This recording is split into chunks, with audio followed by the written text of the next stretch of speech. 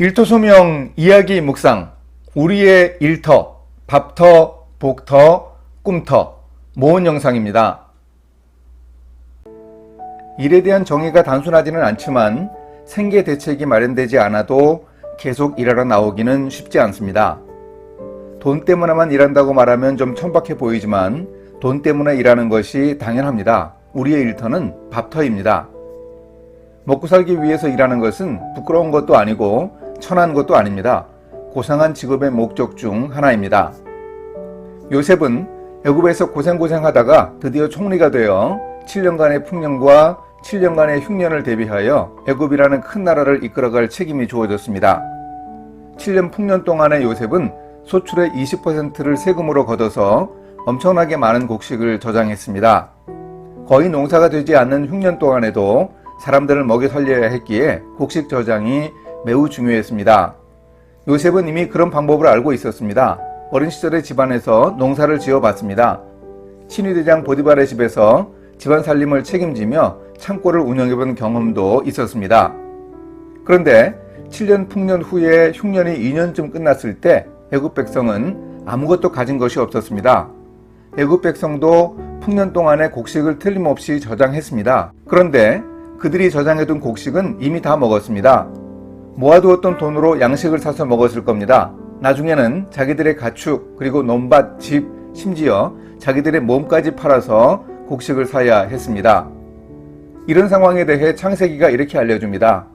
애굽 땅에 7해 풍년이 그치고 요셉의 말과 같이 7해 흉년이 들기 시작하며 각국에는 기근이 있으나 애굽 온 땅에는 먹을 것이 있더니 애굽 온 땅이 굶주림에 백성이 바로에게 부르짖어 양식을 구하는지라. 바로가 애굽 모든 백성에게 이르되 요셉에게 가서 그가 너희에게 이르는 대로 하라 하니라. 창세기 41장 53절에서 55절. 애굽 왕 바로에게 사람들이 양식을 구하는 아우성이 참 안타깝습니다.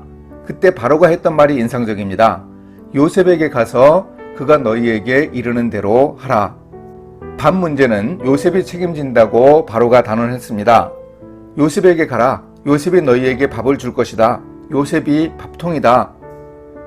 요셉이 그의 일터를 밥터로 만들었습니다. 그가 흉년을 대비하며 풍년을 잘 관리하여 결국 사람들이 계속 밥을 먹을 수 있게 만들었습니다. 이것은 가슴 벅찬 일입니다. 요셉이 드디어 어릴 적에 꾸었던 꿈을 이루게 되었습니다. 사람들이 와서 그에게 절하면서 먹을 것을 구합니다.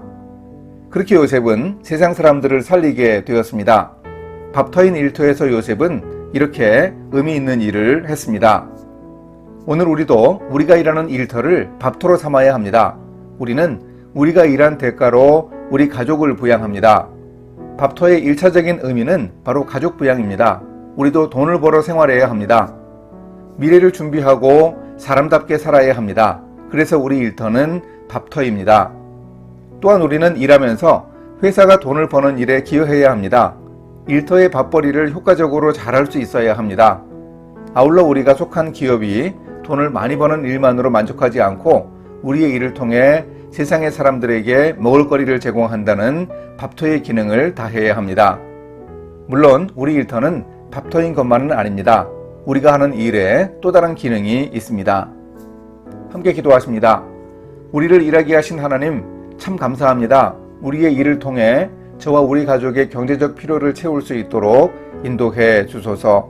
또한 우리 기업이 바로 이런 밥터의 기능을 잘 감당해 사람들에게 필요한 것들을 공급하는 역할을 잘 감당하게 도와주소서. 예수님의 이름으로 기도합니다. 아멘. 월급은 많이 받지만 분위기가 살벌하고 출근하기 싫은 일터라면 그런 일을 계속하고 싶으십니까? 내가 하는 일이 사람들을 해롭게 하고 세상에 유익을 주지 못하는 일이라면 역시 계속하기가 쉽지 않습니다.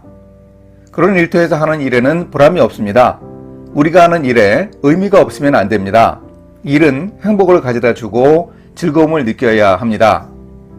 이렇게 가슴 벅차게 하는 일의 한 모습을 창세기 기자가 이렇게 기록합니다. 온 지면에 기근이 있음에 요셉이 모든 창고를 열고 애굽 백성에게 팔세, 애굽 땅에 기근이 심하며 창세기 41장 56절. 7년 흉년이 시작되어 2해가 지났을 뿐인데도 극심한 기근으로 애굽 백성은 수중에 더 이상 돈이 없었습니다. 그래도 요셉은 애굽 백성에게 곡식을 팔았습니다. 요셉은 곡식을 공짜로 나누어 주지 않았습니다. 남은 흉년 기간 내내 요셉은 곡식을 팔았습니다. 사실 그 기간에는 농사가 되지 않았습니다. 요셉이 자기 입으로 말했습니다. 요셉의 형들이 애굽으로 왔을 때 이미 말했습니다. 아직 5년은 밭갈이도 못하고 추수도 못할지라. 그런데도 요셉은 애굽 백성이 계속 농사를 짓게 했습니다.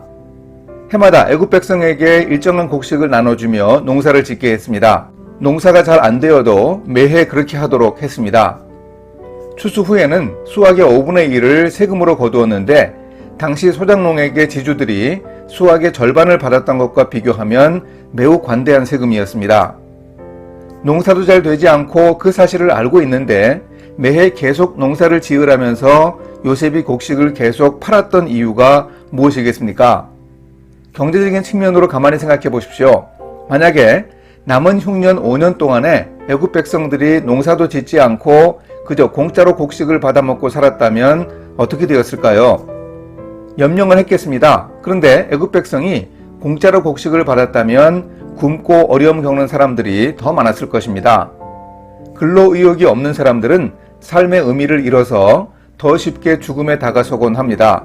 오랜 기간 이어지는 고통을 견뎌내기가 힘듭니다. 5년 동안 공짜로 밥을 먹은 사람들은 새롭게 일을 시작하기가 쉽지 않습니다.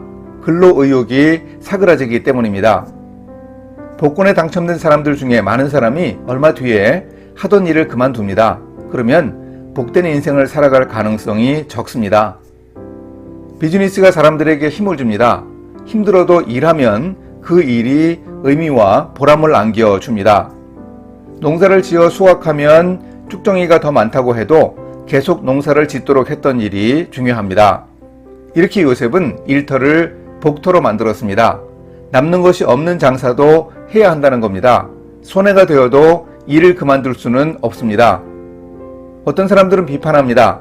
요셉이 결국 애굽 백성의 돈을 다 빼앗아 국유화했고 또 모든 토지를 바로의 소유가 되게 하고 애굽 백성을 모두 종으로 만들었다고 말입니다.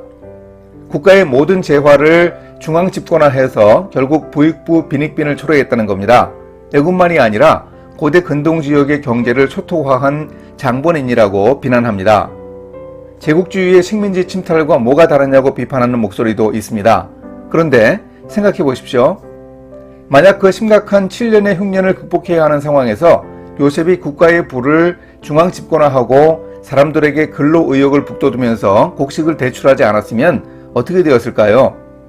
비상시국에는 비상한 방법이 필요합니다. 요셉이 선택한 비즈니스가 바로 그런 위기 돌파 해법이었습니다.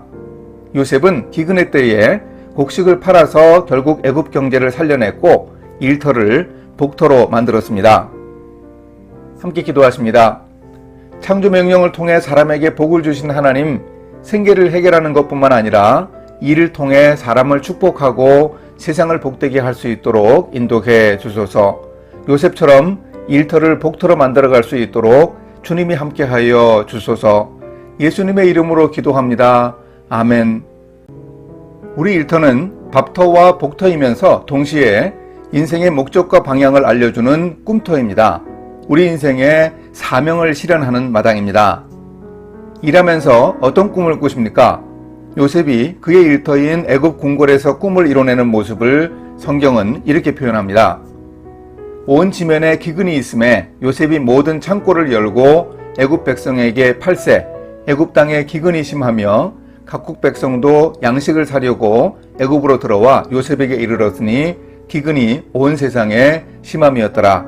창세기 41장 56, 57절.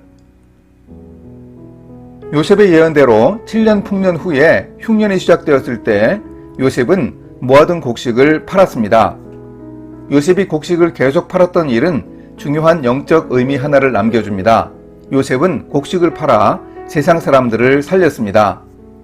비즈니스를 통해 세상을 살려낼 수 있습니다. 이 일이 바로 하나님이 요셉을 애굽에 보내신 목적이었습니다.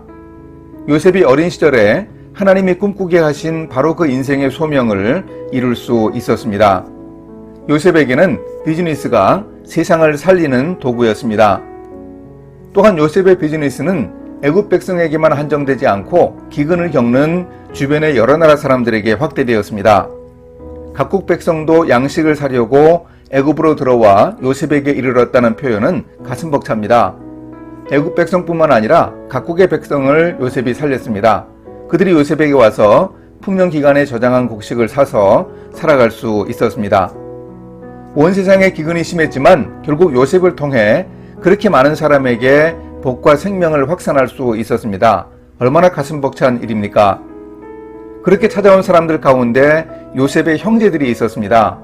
요셉은 꿈에도 그리던 가족들을 살려내고 결국 이스라엘 민족을 위기에서 구하는 일도 해냈습니다. 우리도 꿈꾸어야 합니다. 우리의 일터에서 일하며 꿈꿀 수 있습니다. 디모데전서에 보면 재물에 소망을 두지 말고 모든 것을 후히 주시고 누리게 하시는 하나님께 두라고 하면서 바울이 중요한 교훈을 말합니다. 선을 행하고 선한 사업을 많이 하고 나누어 주기를 좋아하며 너그러운 자가 되게 하라. 이것이 장래에 자기를 위하여 좋은 터를 쌓아 참된 생명을 취하는 것이니라.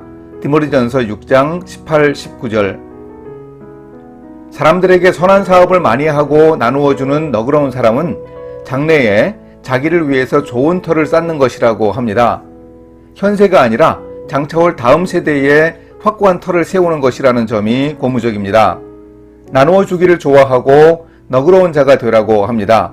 우리가 하는 일은 이런 하나님의 사업이어야 합니다. 이런 것을 선한 사업이라고 말합니다. 우리는 앞날에 지금보다 더욱 이렇게 우리의 꿈을 이루고 사람들에게 꿈을 주는 보람이 있는 일을 더욱 많이 해야 합니다. 우리의 일터는 밥터이고 복터이고 꿈터입니다. 이 세 가지 중 어느 하나만으로 우리의 직업과 비즈니스를 설명할 수 없습니다. 함께 있어야 합니다. 어느 것 하나 소홀히 하지 말고 균형 있게 세 가지 일터의 목적을 이룰 수 있어야 하겠습니다. 내게 어떤 부분이 부족한가? 어느 부분에 더 관심을 가지고 보완하고 추구해 가야 할까 생각해 볼 수 있어야 하겠습니다. 함께 기도하십니다. 하나님 아버지, 아담과 하와를 창조하시고 에덴 동산에 두어 동산을 경작하며 지키게 하셨습니다. 하나님의 명령을 따라 세상을 섬기게 인도해 주소서. 하나님의 창조 세계를 돌보며 일터를 복되게 할 때 그 일터가 주님이 주신 사명을 이루는 터전이 되게 하여 주소서. 예수님의 이름으로 기도합니다. 아멘.